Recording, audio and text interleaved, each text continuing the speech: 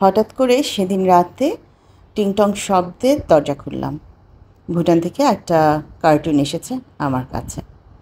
প্রথমে একদমই ইচ্ছে করছিল না কার্টুনটা ওপেন করতে, কী আছে দেখতে। পরে মনে হলো আমারই তো ফেলে আসা সংসারের জিনিসপত্র আসছে। ভদ্রলোক আসেনি, কিন্তু একটা কার্টুন পাঠিয়ে দিয়েছে আমার কাছে। আমার ফেলে আসা সংসারের কিছু ব্যবহার্য জিনিসপত্র আছে সেখানে। যারা আমার পুরনো দর্শক তারা এই জিনিসগুলো চেনেন, জানেন। এই জিনিসগুলো আমি বহুবার ব্যবহার করেছি আমার পুরনো ভিডিওগুলোতে। তো ওই সংসারটা আমি ছেড়ে এসেছি ঠিকই, কিন্তু ওখানে আমার ছোঁয়া, আমার কাজ করার প্রতিটি জিনিস রয়ে গেছে। ভদ্রলোকের পক্ষে যতটুকু সম্ভব হচ্ছে একটু একটু করে পাঠাচ্ছে। এই যে বেলুন পিঁড়ি চলে এসেছে, এখন থেকে আমিও রুটি পরোটা বানিয়ে বানিয়ে খাবো। না, আমি বানাবো না, খালা বানিয়ে দিলে খাবো। আরও অনেক হাবিজাবি এটা সেটা আছে, কিন্তু কতটুকু বের করব, গোছাবো, এত রাতে ইচ্ছে করছে না। তবুও ধীরে ধীরে একটু একটু করে। এই কড়াইটা যে কোনো দিন আমি বাংলাদেশে আনতে পারবো ভাবতেই পারিনি। এই কড়াইটাতে আমি একটা সময় প্রচুর কাজ করতাম।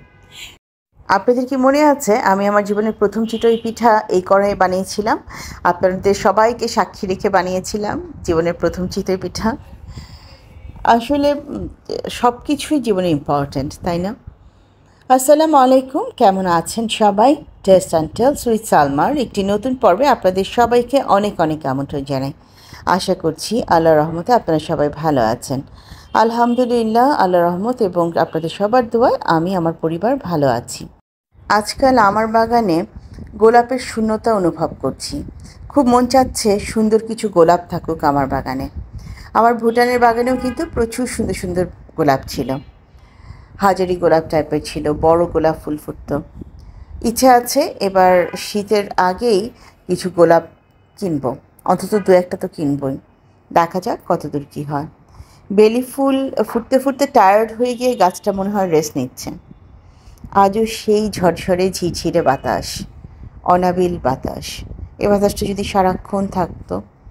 এত বাজে বিশ্রী গরম বেড়ে যায় বেলা বাড়ার সাথে সাথে। সে যাই হোক, এখন গিয়ে কাজ শুরু করা যাক। কিছু বাজার এনেছিলাম, তার মধ্যে ডিমও ছিল। ডিমগুলোকে ভিজিয়ে রেখে গিয়েছিলাম ধুয়ে রাখবো বলে, কিন্তু হঠাৎ করে মনে হলো এত পানি সহ তো ডিম রাখা ঠিক হবে না। তাই আবারও ভালো করে ধুয়ে এটাকে শুকাতে দিয়ে অন্য কাজে চলে যাচ্ছি। এটা যখন পুরোপুরি শুকিয়ে যাবে তখন আবার এসে ডিমগুলোকে গোছাবো।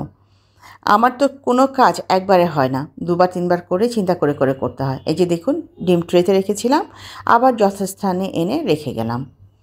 আমি জানি দু একদিনের মধ্যে আমার কাছে বড় ধরনের কমপ্লেন আসবে, সালমা আপু তুমি ট্রাইপড ছাড়া কাজ করছো কেন? এই কাজ দেখতে ভালো লাগছে না। ওহে বোনেরা, ধৈর্য ধরো, ট্রাইপড নেব।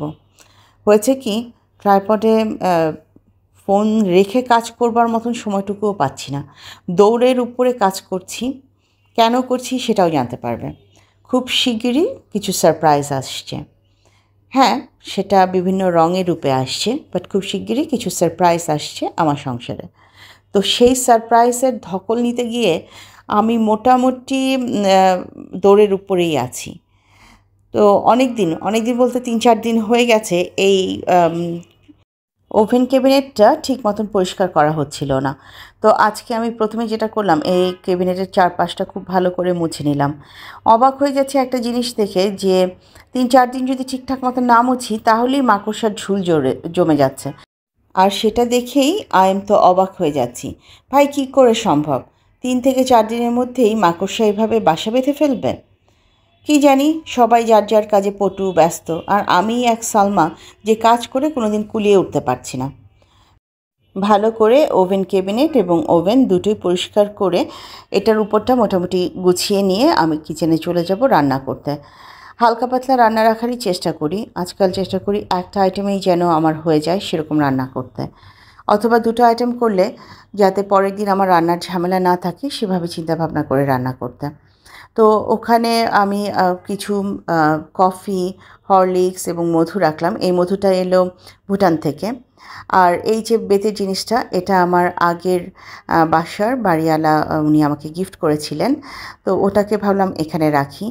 এই স্পুন হোল্ডারটা আপনারা বহুবার আমার ভুটানের বাসায় দেখেছেন, সাদা রঙের স্পুন হোল্ডারটা। তো ভালো হয়েছে। আমি যে এতগুলো স্পুন সহ ওটাকে ওখানে রেখে এসেছিলাম, এটা দেখেও আমি খুব অবাক হয়েছি। আসলে ওই সময় তাড়াহুড়োয় আমি কতটুকু আনতে পেরেছি আর কী কী রেখে এসেছি কিছুই আমার মনে নেই, পুরো মাথা ব্ল্যাঙ্ক হয়েছিল। আর ওই পরিস্থিতিটার সাথে আসলে আমার যেসব আপুরাও সেই সময় আমার পাশে ছিলেন, তারা জানেন যে আমি কী করে ওই সময় চলে এসেছিলাম। তো মোটামুটি ওভেন এবং ওভেন ক্যাবিনেট গোছানো শেষ। এখন এটার একটা ফাইনাল লুক আপনাদের সাথে একটুখানি শেয়ার করে দিচ্ছি। ওই ঝাঁকাটায় কিছু জিনিস রাখা যায়, সেই চিন্তা থেকেই ঝাঁকাটাকে নিচ্ছি। আসলে আমার বড় মেয়েটা কফি খেতে খুব বেশি পছন্দ করে। তো কফির স্যাশে, মিল্ক পাউডার, সুগার, এই ধরনের জিনিসগুলো ও রাখে, ওর আশেপাশে রাখে। তো আমি ভাবলাম এটার মধ্যে যদি এভাবে আমি এগুলো গুছিয়ে রাখি, তাহলে ও যখনই কফি খাবে জাস্ট উপর থেকে এটা নিয়ে ওভেনে পানি গরম করে খেয়ে ফেলতে পারবে। আর ওখানেই কিন্তু আমি সবসময় ওর প্রয়োজনীয় কফি, হরলিক্স এগুলো ওখানেই রেখে দিই। খালি সুগার পটটা রাখা হয়নি, খুব শিগগিরই এইখানে আমি সুগার পট এনে গুছিয়ে দেব। আসলে এত রকমের জিনিসপত্রকে আমি আসলে কোথায় কিভাবে সেট করব, গোছাবো, প্ল্যানিংটা করতে পারছি না। ওই যে বললাম আমার একটা সারপ্রাইজ আসবে খুব শিগগিরই। তো এই সারপ্রাইজের ধকল সামলাতে গিয়ে অনেক কিছুই গোছাতে খানিকটা দেরি হয়ে যাবে। তবে যাই করি না কেন, যতটুকুই করি না কেন, আপনাদের সাথে তো অবশ্যই শেয়ার করব। এবং চেষ্টা করব ট্রাইপড ইউজ করে ভিডিও করবার, কারণ আমি আজকে যে অনেক বকা খাবো এ ব্যাপারে কোনো সন্দেহ নেই। ওভেন ক্যাবিনেটটা মোটামুটি গুছিয়ে এখন অবশ্যই আমাকে কিচেনে ঢুকতে হবে। রান্না এখন না বসালে আজকে দুপুরে মেয়েদেরকে টাইম মতন খাবার দিতে পারবো না। আগে যাই, একটা রান্না বসিয়ে এসে আবারও ঘরের কাজে হাত দেব। এখানে তেমন কোনোই কঠিন রান্না হচ্ছে না। প্রথমে হচ্ছে একটু মশলা কষিয়ে নিয়ে তাতে আমি চিংড়ি মাছ দিয়ে সেটাকে একটু কষিয়ে নিয়েছি। এবার আমার মায়ের ছাদ বাগান থেকে আসা পুঁইশাকগুলো এখানে দিয়ে দেব। আম্মা সপ্তাহে একবার আমার বাসায় আসার চেষ্টা করেন, সেই সময় তার ছাদ বাগান থেকে আনা বিভিন্ন জিনিসপত্র হাতে করে নিয়ে আসেন নাতি নাতনি আমার জন্য। তো প্রতিবারই তো একটা দাবি ওঠে, সালমা আপু, খালাম্মার বাসার পুঁইশাক তুমি আমাদেরকে রেখে খেয়েছো।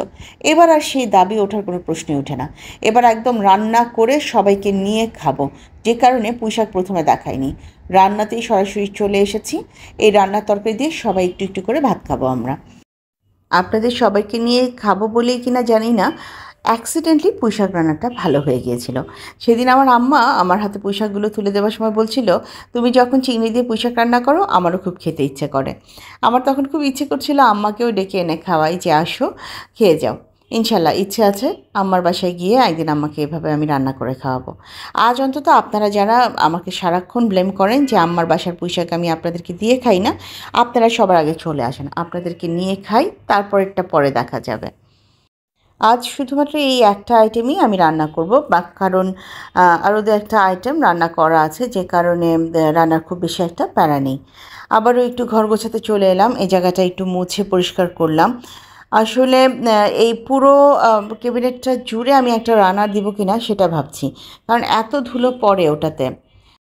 এবার কাজ করতে করতে প্রিয় কিছু আপুর কয়েকটা কমেন্ট আপনাদের সাথে শেয়ার করি।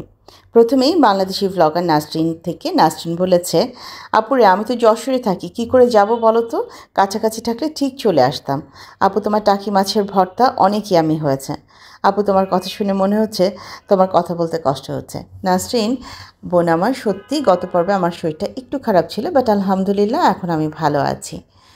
আর সত্যি আমাদের প্রিয় বোন নাসরিন আলহামদুলিল্লাহ আল্লাহর রহমতে অনেক ভালোভাবে তার চ্যানেলটা গ্রো করেছে, সুন্দর কাজ শেয়ার করছে। যারা নাসরিনকে দেখেননি কিংবা নাসরিনের ভিডিও সম্পর্কে জানেন না, তারা চাইলে নাসরিনকে দেখতে পারেন। ও এত লক্ষ্মী একটা মেয়ে, ওর 3টা প্রিন্সেস আছে, এত সুন্দর ভিডিও শেয়ার করে সে, মাশাআল্লাহ।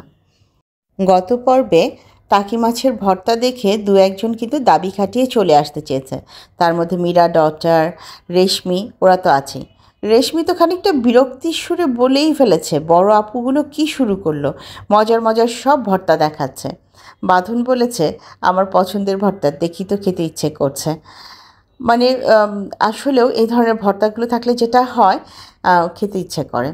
এছাড়াও সুলতানা ইয়াসমিন মানে আন্তিকের মা, আমার ছোটো বোন মিলি, ও কিন্তু বলেছে যে আপু আমার টাকি মাছ ভর্তা দেখে খেতে ইচ্ছে করছে। আসলে আমার মতন অকর্মণ্য ঢেকির কোনো কিছু যদি তখন আপনাদের খুব ভালো লাগে কিংবা আপনারা সেটা নিয়ে কমেন্ট করেন, আমি সত্যিই খুব আনন্দিত হই। এটা একেবারে বিকেলের দিকে নাস্তার অংশ। একটু বুট ভুনা করেছিলাম বিকেলবেলা চা খাবো বলে, কিন্তু এই গরমে আর চা খেতে ইচ্ছে করেনি। ঠান্ডা পানির সাথে বুট ভুনা মুড়ি খেয়েছি। আর এ পর্যায়ে আজকের দিনের লাস্ট কমেন্টটা আপনাদের সাথে শেয়ার করতে চাই। এই কমেন্টটা আমাকে করেছে হেলাল তাসনুভা কুকিং রেসিপিস থেকে একজন আপু আমাকে এত ভালোবেসে এত সুন্দর একটা কমেন্ট করেছে, যেখানে তার ছোটোবেলার স্মৃতি জমে আছে। চলুন তার কমেন্টটা একটু পড়ি। ভালো কথা, আমি যেমন কোনো রান্নাবাড়ি পারি না, কোনো কিছু পারি না, এই চ্যানেলটায় গেলে কিন্তু আপনারা অনেক কিছু শিখতে পারবেন, জানতে পারবেন। আরও একবার তাহলে চ্যানেলের নামটা বলে দিচ্ছি, হেলাল তাসনুভা কুকিং রেসিপিস। আপু লিখেছে, মাশাআল্লাহ গাছগুলো কি সুন্দর সতেজ, দেখেই মনে হচ্ছে অনেক যত্ন করো তুমি। আমাদের স্কুলে একটা কৃষ্ণচূড়া গাছ ছিল, আমরা ওই গাছের নিচে বসে থাকতাম, খেলতাম। অনেক বাতাস হয় এই গাছে। তোমার কৃষ্ণচূড়া গাছ দেখে মনে পড়ে গেল। টাকি মাছ এর কাটা ছাড়ানোর ভয়ে মাছ ভর্তা করতে মন চায় না, কিন্তু অনেক পছন্দের খাবার এটা। কিচেন পরিষ্কার করে নিলে, অনেকের কমেন্ট পড়লে। ঠিক বলেছ আপু, ভিডিও দেখলে পুরোটা দেখাই উচিত। আপু আমার কমেন্ট পড়লে না তো? আপু আমার কমেন্ট পরবর্তী ভিডিওতে পড়বে, প্লিজ প্লিজ। পড়েছে কিন্তু। বার্গারটা অনেক লোভনীয় হয়েছে আপু, আমার জন্য পাঠিয়ে দাও, শুয়ে শুয়ে খাই, টাটা বাই বাই। আমি কিন্তু তোমার কমেন্টও পড়েছি, তবে তোমার জন্য বার্গার পাঠানো হয়নি। ইনশাল্লাহ নেক্সট টাইম পাঠিয়ে দেব। অনেক দিন পর আমার ফেলে আসা পুরনো সংসারের বিকেলের দিকের একটা ভিডিও ক্লিপ আপনাদের সাথে শেয়ার করতে করতে আপনাদের কাছ থেকে বিদায় নিচ্ছি। আমার নতুন বন্ধু, পুরনো বন্ধু, যে যেখান থেকে আমাকে দেখছেন, ভিডিওর কোনো একটি অংশ যদি ভালো লেগে যায়, কাইন্ডলি লাইক, কমেন্ট, শেয়ার এবং সাবস্ক্রাইব করে আমাকে এগিয়ে যেতে সাহায্য করবেন। এটা হচ্ছে ভুটানে আমার সেই বারান্দা, যে বারান্দায় বসে সবাই আড্ডা দিতে চাইতো, চা খেতে চাইতো। সত্যি দিন কত দ্রুত চলে যায়। আজ থেকে 1 বছর আগেও এই দিনগুলো আমি আপনাদের সাথে শেয়ার করতাম, আর আজ সব স্মৃতি হয়ে যাচ্ছে।